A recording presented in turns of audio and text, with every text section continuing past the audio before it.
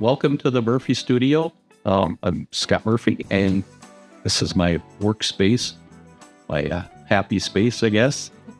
I like to work with oil paints. I like kind of a realistic style. I like to use elements of surrealism and storytelling.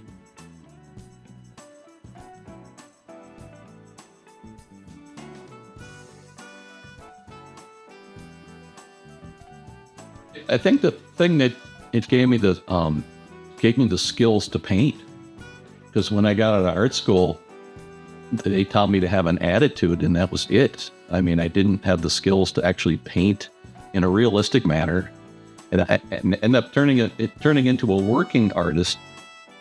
That was actually more grounding for me, because I create things by just plugging along with.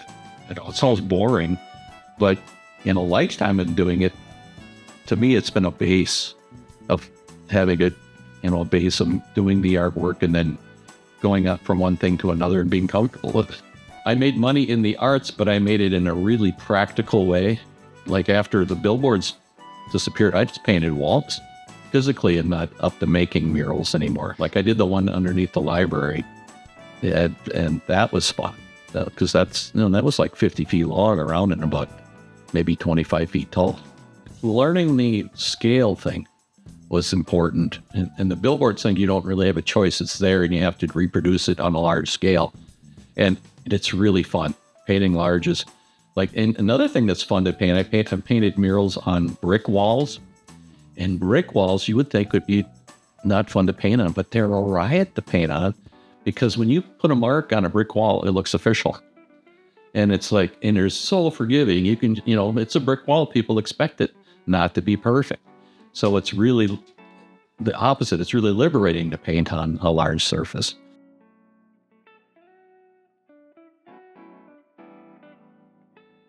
I think it's a slippery slope to be too much in love with any kind of an artist, and then just to totally contradict myself. A woman I really like, Alyssa Monks, paints wonderfully. She's a brilliant painter and really well spoken, and you can tell she's just a nice person too when you listen to the podcast. But if I can steal from her something, and I have, like her color selections, I've taken some of those. But at the end of the day, you still have to do the work, and it has to be yours, because what's the point? We don't need a clone of this woman. She's doing what she does better than what I could do if I imitated her. So all I can do is the things I respond to, and then pass or fail, or.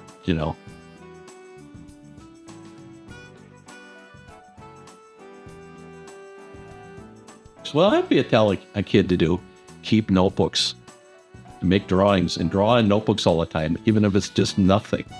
Because I can go back 10 years and go, I can use this or that.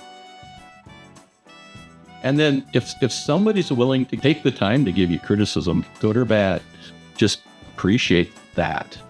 Because a lot of times people don't want to be honest because they don't want to hurt your feelings, But then you also have to take the praise and the criticism with a grain of salt, because you still have to make the decision, But then it's just part of that. It makes it interesting, though.